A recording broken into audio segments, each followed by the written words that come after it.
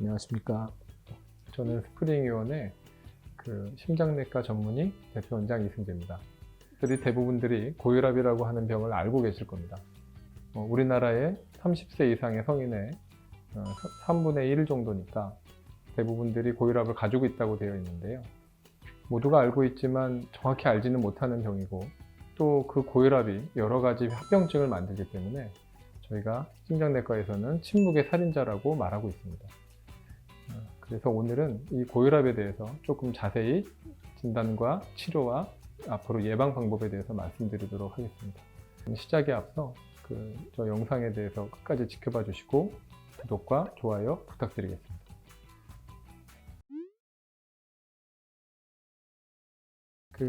고혈압은 일반적으로 심장이 수축했을 때 나오는 수축기 혈압이 140, 또 심장이 이완했을 때 발생되는 혈압인 90을 기준으로 140에 92 이상을 고혈압이라고 저희가 대한민국에서는 진단하고 있지만, 조금 다른 기준에서 고혈압은 결국은 여러 장기의 합병증을 만드는 기준점을 고혈압이라고 진단하고 있습니다.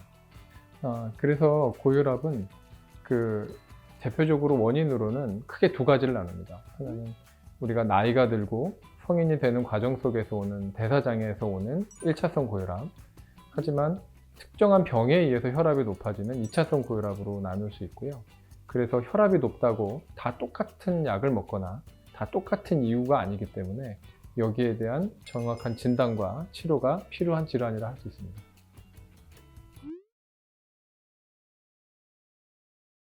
고혈압의 증상은 대표적인 거는 증상이 없답니다.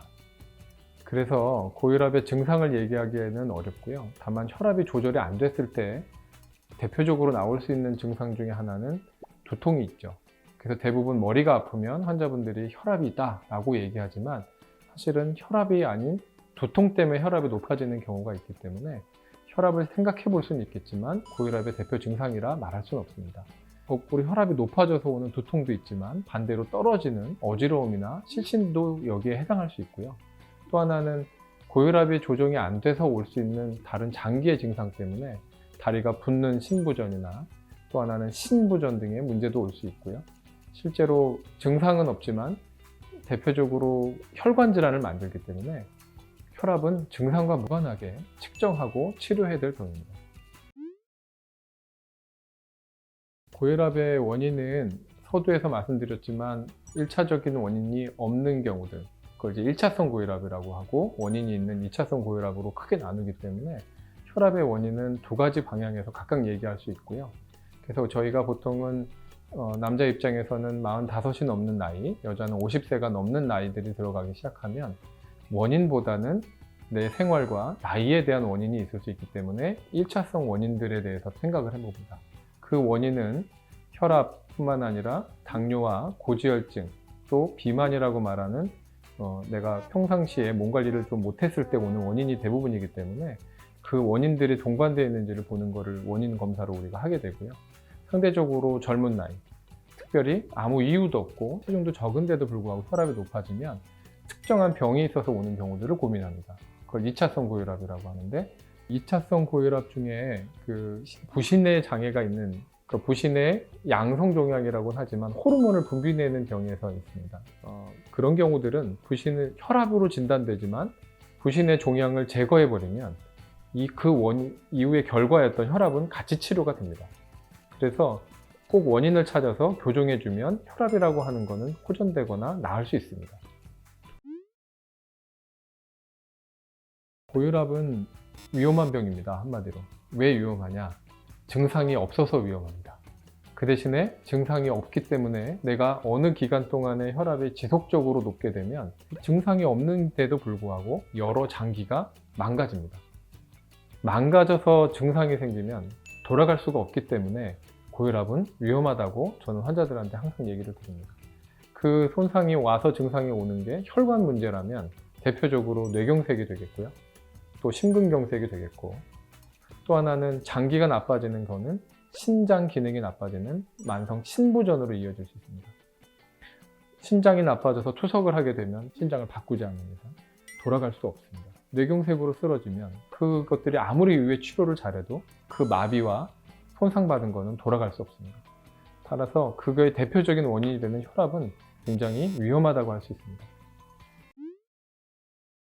고혈압 약은 한 번 먹으면 평생 먹어야 되나요? 라고 하는 질문은 제가 외래를 보는 동안에도 하루에도 여러 번 듣는 말이고 답변을 드리고 있습니다.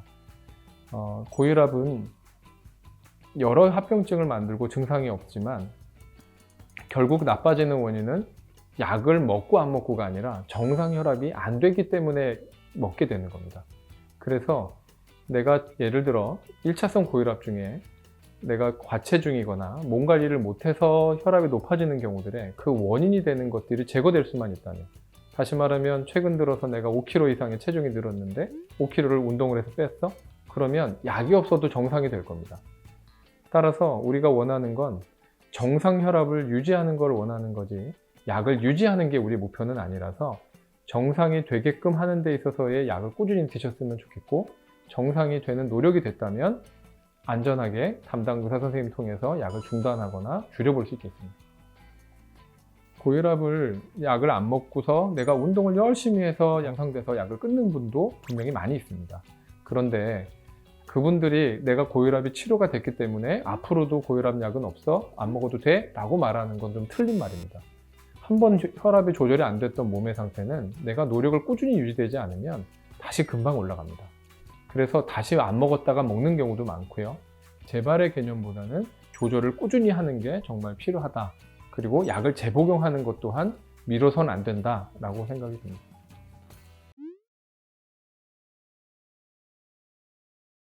고혈압의 관리는 사실은 저희 같은 심장과 고혈압을 전문으로 보는 의사가 말씀드리기 전에 전 국민이 다 알고 계시는 내용일 수 있습니다. 왜냐하면 아까 말했던 1차 고혈압이 대부분 성인병이라고 말하는 나이가 들어가고 남자 입장에서는 복부 비만이 오면서 나타나는 대사증후군하고 일치하기 때문에 내가 체중 조절, 또 특히나도 저염식, 그리고 활동들, 또 유산소 운동이나 여러 가지 스쿼드라고 표현되는 등척 운동 등만으로 혈압은 조절될 수 있습니다. 그래서 혈압에 대해서 증상이 없기 때문에 정기적인 검사도 필요하지만 동시에 저염 식사, 그리고 꾸준하게 활동할 수 있는 운동들을 통해서 관리만 될 수 있다면 혈압은 예방될 수 있다고 생각합니다.